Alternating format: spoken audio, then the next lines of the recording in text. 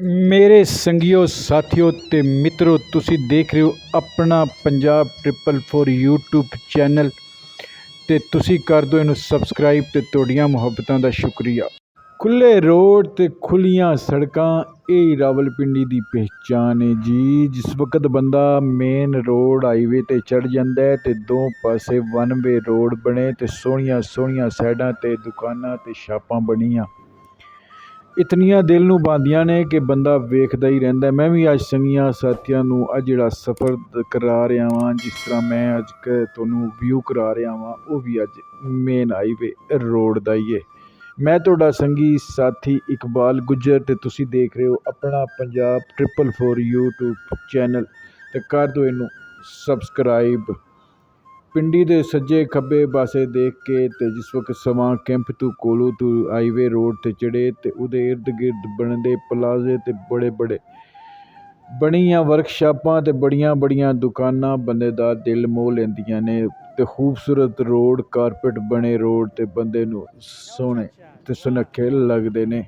ਮੇਰਾ ਅੱਜ ਜਿਸ ਵਕਤ ਇੱਧਰ ਜਾਣ ਦਾ ਮੂਡ ਬਣਿਆ ਤੇ ਮੈਂ ਆਖਿਆ ਕਿ ਕਿਉਂ ਨਾ ਯਾਰਾਂ ਸੰਗੀਆਂ ਨੂੰ ਰੋਜ਼ ਹੀ ਇੱਕ ਵੀਡੀਓ ਜਿਹੜੀ ਅਪਲੋਡ ਕਰਦਾ ਤੇ ਅੱਜ ਇਸ ਇਲਾਕੇ ਦੀ ਵੀਡੀਓ ਅਪਲੋਡ ਕਰਾਂ।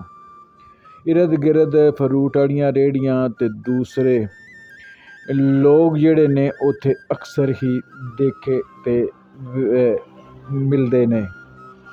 ਮੇਰੇ ਸੰਗੀਓ ਸਾਥੀਓ ਤੇ ਦੋਸਤੋ, ਰਾਵਲਪਿੰਡੀ ਘੁੰਮਣ ਵਾਲੀ ਜਗ੍ਹਾ ਹੈ। ਘੁੰਮ ਕੇ ਬੰਦਾ ਇੱਕ ਇਤਮਾਨਾਨ ਜਿਹਾ ਇੱਕ ਤਸੱਲੀ ਜੀ ਹੋ ਜਾਂਦੀ ਹੈ। ਸੋਹਣੇ ਰੋਡ ਤੇ ਸੋਹਣੀਆਂ ਸੜਕਾਂ ਜਿਹੜੀਆਂ ਨੇ ਉਹ ਰਾਵਲਪਿੰਡੀ ਦੀਆਂ ਨੇ।